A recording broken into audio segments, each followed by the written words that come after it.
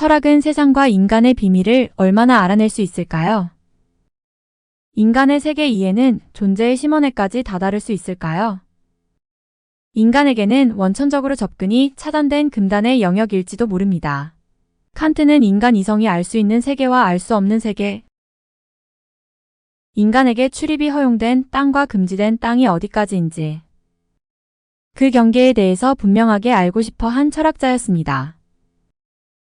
칸트는 인간이 안전하게 굳게 딛고 설 수 있는 땅 위에서 한 걸음 한 걸음 세계의 비밀과 인간적 삶의 지혜를 알아가는 것이 최선이라고 믿었으며 자신의 유한성을 자각한 인간 중심의 자율성의 철학과 인간 존엄성의 철학을 제시한 철학자였습니다.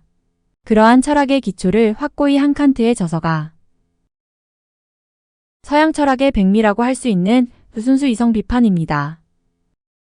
순수 이성 비판은 과거의 철학에 대해서 전면적인 혁신을 요구합니다. 과거의 철학이 인간의 이성에 대한 무한 신뢰를 바탕으로 했다면 순수 이성 비판은 바로 이 인간의 이성을 법정에 세우고자 합니다.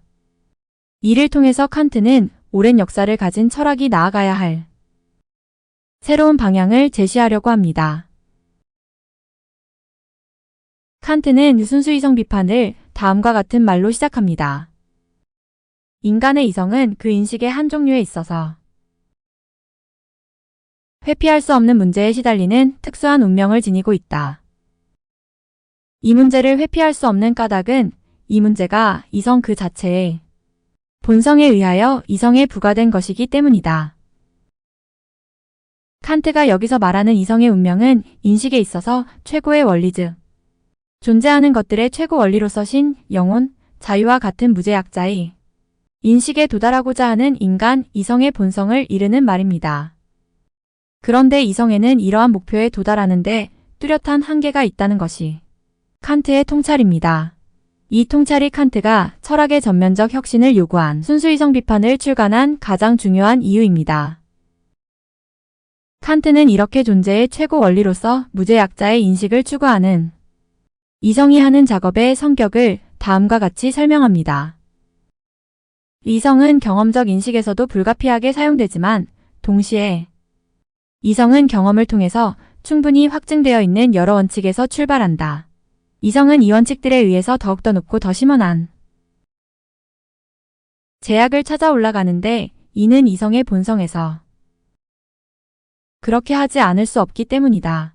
하지만 이 일은 언제까지나 미완성의 상태로 남게 된다는 것을 확인한 이성은 가능한 모든 경험적 사용을 초월한 원칙에서 도피할 곳을 찾을 수밖에 없게 되지만 결국에 이성은 혼미와 모순에 빠지고 만다.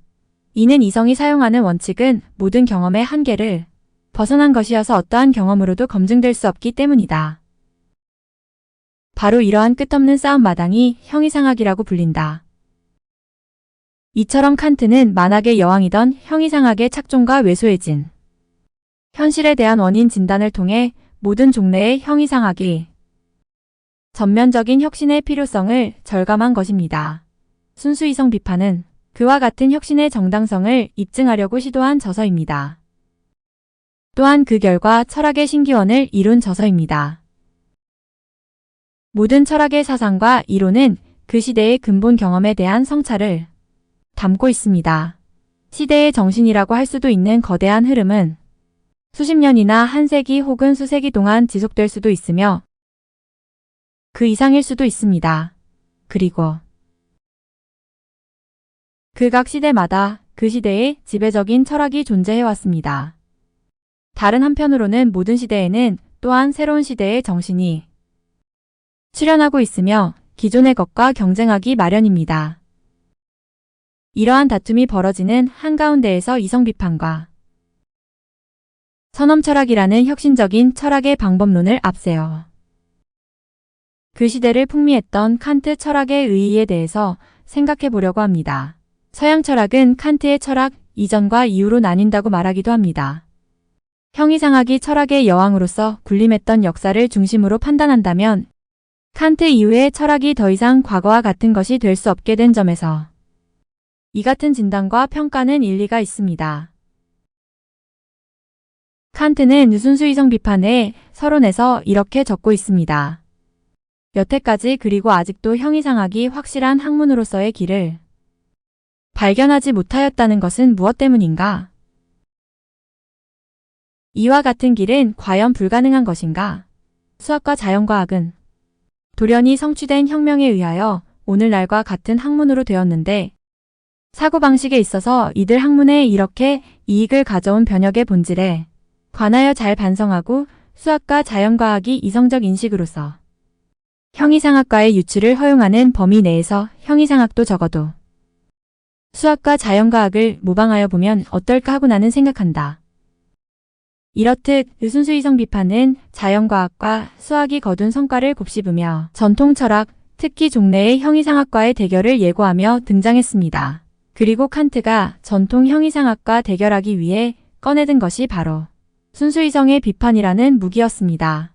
1781년에 초판이 그리고 1787년에 약간 수정된 형태로 재두판이 출간된 순수이성 비판은 말 그대로 서양 철학의 역사에 있어서 이성 비판, 즉 인간의 인식 능력 자체를 철학적 탐구의 대상으로 삼은 최초의 저서이기도 합니다. 특히 서양 근대 철학의 사조들이 전반적으로 인식의 문제를 중심으로 철학적 탐구를 수행했다는 점에서 이 저서는 근대 철학의 필독서로 꼽힙니다. 전통 철학과 대결하면서 처음에는 라이프니츠와 볼프의 합리론으로 나중에는 휴미 내놓은 경험론과 회의주의로 기울어지기도 했지만 칸트는 각고의 노력 끝에 결국에는 이들 양대 사조를 비판적으로 종합한 하나의 독창적이고도 새로운 철학적 세계관을 갖고서 등장하였습니다. 칸트 철학의 체계의 근간과 역사적 의의를 대표하는 순수이성 비판은 무엇보다도 형이상학의 지배 아래서 근대 철학의 주된 경향을 특징 짓는 두 사조인 경험론과 합리론 간의 화합할 수 없는 논쟁을 중재하고 하나의 가능한 해결책을 제시함으로써 근대 과학은 물론 학문으로서의 철학의 토대를 확고히 해놓은 서양 철학의 백미라 할 수 있습니다. 칸트의 철학 그리고 순수이성 비판이 갖고 있는 문제의식은 순수이성 비판이라는 저서의 제목에서 순수한 이성의 즉 순수이성에 대한 칸트의 통찰에 잘 나타나 있습니다. 칸트가 말하는 순수한 이란 인식의 개념의 경험적인 것, 경험적 기원을 갖는 것은 조금도 섞이지 않은 것을 의미합니다.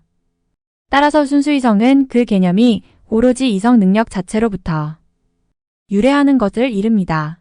반면에 인식의 개념이 경험으로부터 얻어진다면 그것은 경험적입니다. 그러므로 순수이성 비판은 곧 감성과 경험에 근원을 둔 것이 아니라 이성 자신의 근원을 둔 모든 개념들, 원리들 및 이로부터 형성된 판단들에 대한 비판을 이르는 명칭입니다. 이는 곧 전통 형이상학이 전혀 의심 없이 당연시해왔던 이성의 진리에 대한 전면적인 재검토를 선언한 것이나 마찬가지입니다. 철학에서의 합리론은 데카르트를 계승하여 스피노자를 거쳐 라이프니츠해로 전개되어 왔습니다. 베이컨으로부터 홉스를 거쳐 존 로크해로 끝으로 버클리와 휴메로 이어져 온 경험론적 전통과는 반대로 합리론은 감각 경험에 의해서가 아니라 오직 인간의 이성에서 기인하는 개념들을 매개로 하는 명석판명한 인식에 의해서만 사물의 본질을 파악할 수 있다는 견해를 견지하였습니다. 이러한 양대 전통의 대립 상황에서 오로지 관찰과 실험을 통한 경험에 의한 인식이냐 아니면 오로지 이성과 그 개념들에 의한 인식이냐 하는 양자택일의 결단 이외에 또 다른 대안이란 없었습니다. 합리론이나 경험론 모두 세계에 대한 인식에 있어서 그것이 감각적 인식이든지 지성적 인식이든지 인식 가능한 것으로 고찰된다는 하나의 공통된 전제로부터 생겨난 것이었습니다. 이러한 관점에서 두 철학적 입장들은 무비판적이고 독단적인 태도를 취했습니다.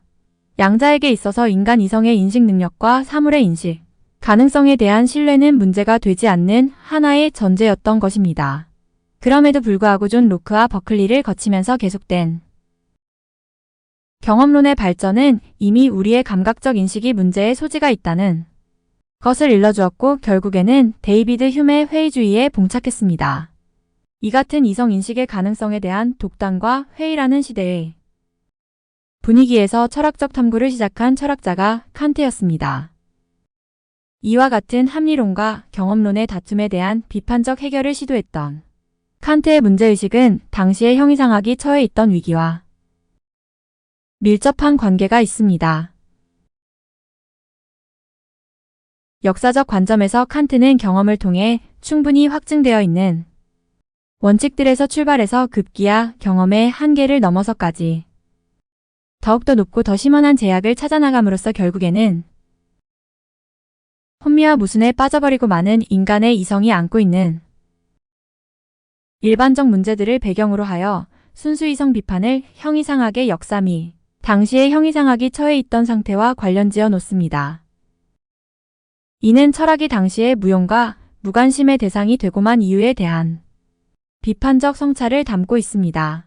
인식할 수 없는 대상에 대한 독단적인 주장들, 그것들은 증명도 반증도 할 수 없는 것들이었습니다. 오직 시비와 논쟁만이 가득했으며 멀리 앞서가는 과학의 성과에 비추어 보면 철학은 더할 수 없이 초라해져 가고 있었습니다. 칸트의 고민은 이렇습니다. 지리멸렬한 지금의 철학과 형이상학이 독단과 오만의 역사였다면 과연 철학적 진리는 영원히 미궁에 빠지고 마는 것일 수밖에 없는가? 혹은 정말로 철학의 임무를 책임졌던 형이상학은 불가능한 학문인가? 만일 가능하다면 그것은 어떤 것이어야 하는가? 이런 물음들은 역사적 상황에 대한 반성과 비판으로부터 물어지지 않을 수 없는 문제들이었던 것입니다.